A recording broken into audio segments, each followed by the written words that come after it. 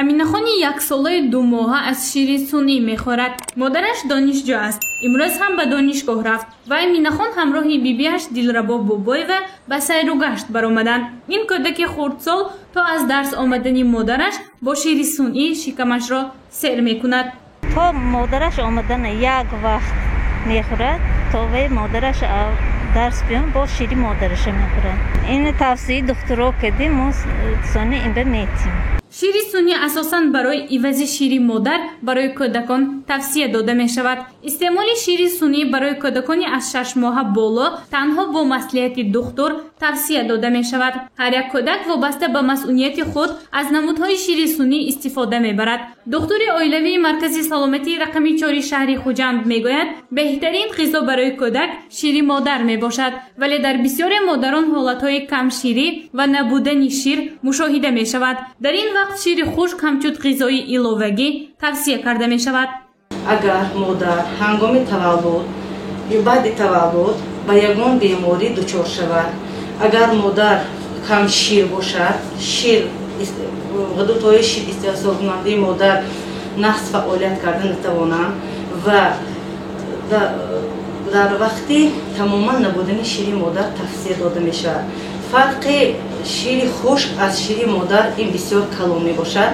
кӯдаконе ки шири сунъиро истифода мебаранд иммунитети паст доранд, ба беморӣ тобовар нестанд ва ҳам аз ҷиҳати афзоиши рӯҳӣ, ҳам аз ҷиҳати афзоиши ҷисмонӣ аз он кӯдаконе ки шири модарро истеъмол мекунанд фарқ мекунанд. ҳамчунин духтурон барои кӯдакони 6 ё 7 моҳа ба ғайр аз шир пюреҳои гуногуни меваҷоту сабзавотро тавсия медиҳанд, зеро мева ё сабзавот аз витаминҳо бой мебошад. барои солимии кӯдак ҳар як модар бахусус дар давраи ҳомиладорӣ аз витаминҳои гуногун бо тавсияи духтур истеъмол карданаш лозим, то оянда бо шири худ кӯдаконашонро ба воя расонад. камширӣ бештар аз камғизо будани занҳо мебошад.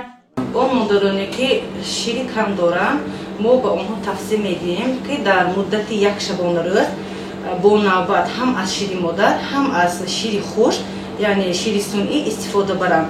ин ҳам бошад бо ҳамон меъёре ки дар ҳар як ҳамон шири хушк дар қуттиҳои шири хушк бо меъёри ҳамон қошуқча ва об ки тақсим карда шудааст ба синни соли кӯдак нишон дода бояд аз он истифода баранд.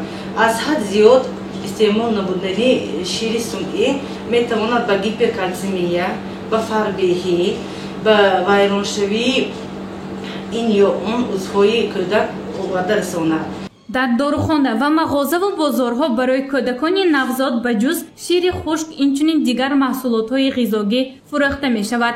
ғизоҳои гуногуни ширӣ бо нарх ва навъҳои гуногун пешниҳод шудааст. падару модарон пеш аз харидории ин ғизои кӯдак ҳатман ба муҳлати истифодабарӣ ва таркиби он аҳамияти ҷиддӣ доданашон лозим. бисёр ширкатҳо ба мо маҳсулоти худашонӣ пешкаш мекунанд.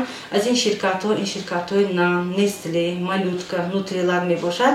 ҳамаи ин ширҳои хушк хосияти ба худ хос доранд ва мо ҳангоми муоини кӯдак, ҳангоми вазни кӯдак, ҳангоми афзоиши рӯҳии ҷисмонии кӯдак, ҳангоми ҳолати гӯштгирии кӯдак нигоҳ карда ин ширҳои хушкро тавсия медиҳем. ва ҳар як ин ширҳои хушк дар таркиби худ ба худ хос пребиотикҳо, оҳан, калтсий, витамини D доранд. барои ҳамин ҳар як намуди шири хушк ба ҳар як кӯдак ба ҳолати афзоишу ши кӯдак нигоҳ карда тавсия дода мешавад. қаҳрамони гузориши мо аз 4 моҳагӣ то инҷониб шири сунъиро истеъмол мекунад. зарурат ба миён омаду аминахон шири модарро мунтазам истеъмол намекардагӣ шуд. ғизои солим барои инкишофи ҳамаҷонибаи кӯдак мусоидат мекунад. беҳтар он аст ки тифл бо шири модараш ба воя расад, аммо дар ҳолатҳои зарурӣ бо тавсияи духтурон шири хушк ивазкунандаи шири модар шуданаш мумкин аст, аммо он ҳеҷ гоҳ хусусиятҳои хоси танҳо шири модар доштаро иваз карда наметавонад. гузориши Ганҷина Олимова ва Наимҷон Аюбов барои барномаи иттилоотии Хабар.